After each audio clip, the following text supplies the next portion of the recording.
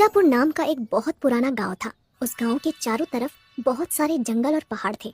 गांव के सारे चरवाहे जंगल और पहाड़ों पर अपनी अपनी बकरियां और जानवर लेकर जाते थे। उसी गांव में घनश्याम नाम का एक लड़का भी रहता था। घनश्याम बहुत ही गरीब था। घनश्याम के पिताजी एक गरीब किसान थे। उनके पास केवल 3 बीघा जमीन थी। उसी से वो परिवार का खर्चा चलाते थे। घनश्याम की एक बहन भी थी जिसका नाम शीला था।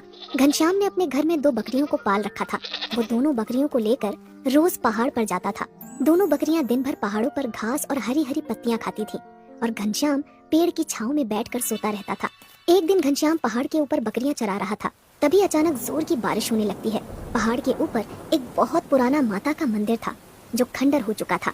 घनश्याम अपनी दोनों बकरियों को लेकर मंदिर में छुप जाता है और बारिश के रुकने का इंतजार करने लगता है। पर शाम हो जाती है लेकिन बारिश बंद नहीं होती। घनश्याम कहता है, हे भगवान, बारिश तो रुकने का नाम ही नहीं ले रही है। अब मैं क्या करूं? अगर पानी में भीग गया तो बीमार पड़ जाऊंगा और मेरे पास तो दूसरे कपड़े भी नहीं हैं। घनश्याम बहुत गरीब लड़का था। उसके पास केवल एक जोड़ी कपड़े थे। उसी से वो अपना काम चलाता था और इस तरह बारिश बंद होने का इंतजार करते करते रात हो जाती है। खंडर हो चुके मंदिर के अंदर बहुत सारी लताएं लगी हुई थी। घनश्याम पेड़ की लताएं तोड़कर अपनी दोनों बकरियों को मंदिर के अंदर बांध देता है और वहीं नीचे जमीन पर लेट जाता है। थोड़ी देर बाद घनश्याम को नींद आ जाती है और वो सो जाता है।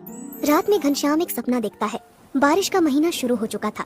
एक दिन घनश्याम के पिताजी घर में घनश्याम से कहते हैं, बेटा घनश्याम, बारिश शुरू हो चुकी है और अभी तक खेतों में बुआई नहीं हुई है।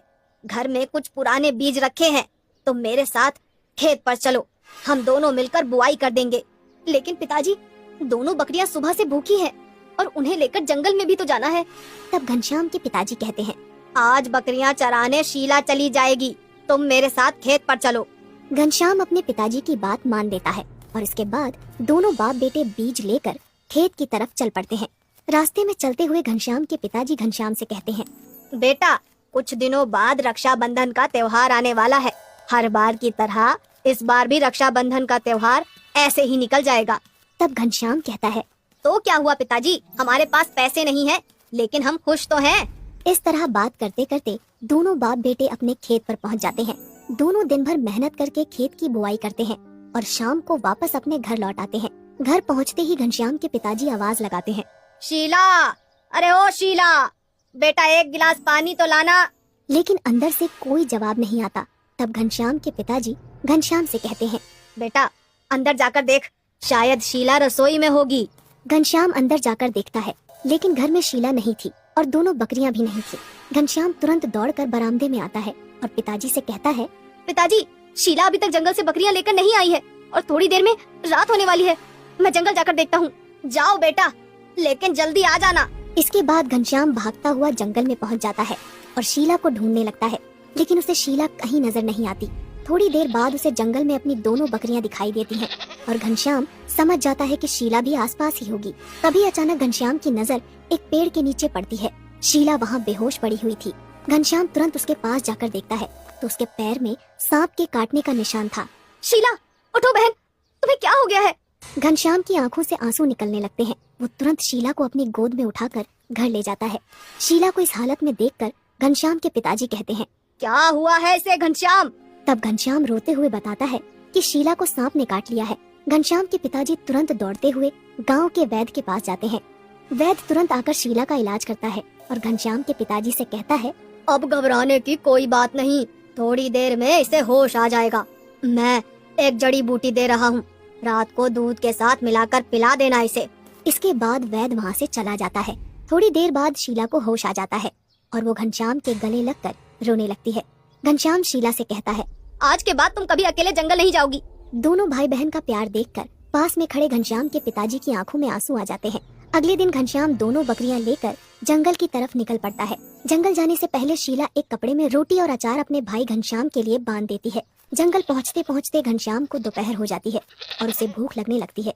तभी उसे पहाड़ पर माता का पुराना मंदिर दिखाई देता है और वो सोचता है, बहुत दिनों से पहाड़ के ऊपर नहीं गया, क्यों ना आज पहाड़ के ऊपर ही खाना खाया जाए। और घनश्याम अपनी दोनों बकरियों को लेकर पहाड़ के ऊपर पहुंच जाता है। वो दोनों बकरियों को पत्ती डालकर मंदिर के अंदर चला जाता है। मंदिर के अंदर घनश्याम को कुछ चमकदार चीज दिखाई देती है। वो मंदिर के अंदर जाकर देखता है तो दंग रह जाता है। मंदिर के अंदर सोने की राखी की बारिश हो रही थी। पहले तो घनश्याम को अपनी आंखों पर यकीन नहीं होता। लेकिन जब वो पास जाकर देखता है तो सचमुच चारों तरफ सोने की राखियों की बरसात हो रही थी। घनश्याम एक राखी को अपने हाथ में उठाकर कहता है, रक्षाबंधन के दिन शीला ये सोने की राखी मेरे हाथ पर बांधेगी तो उसे बहुत अच्छा लगेगा। इसके बाद घनश्याम अपनी शर्ट उतारकर बहुत सारी सोने की राखियां उसमें बांध लेता है और वापस अपने घर आ जाता है। घनश्याम को देखते ही शीला कहती है, अरे भैया, आज इतनी जल्दी वापस आ गए और बकरियां कहाँ पर है? तब घनश्याम थोड़ा हकलाते हुए कहता है, अरे वो शीला, मैं घनश्याम सोच में पड़ जाता है कि शीला को सब कुछ बताऊं या नहीं, लेकिन शीला के लगातार पूछने पर घनश्याम उसे सारी सच्चाई बता देता है। घनश्याम पोटली खोलकर शीला को सोने की राखियां दिखाता है। इतनी सारी सोने की राखियां देखकर पहले तो शीला को यकीन नहीं होता। फिर वो घनश्याम से कहती है, भैया, मेरे पास एक आइडिया है। रक्षाबंधन के दिन हम लोग बाजार में सोने की राखियों वाली दुकान लगा लेंगे, इसमें हमें बहुत पैसा मिलेगा। तब घनश्याम कहता है, तुम बिल्कुल सही कह रही हो बहना, हम ऐसा ही करेंगे।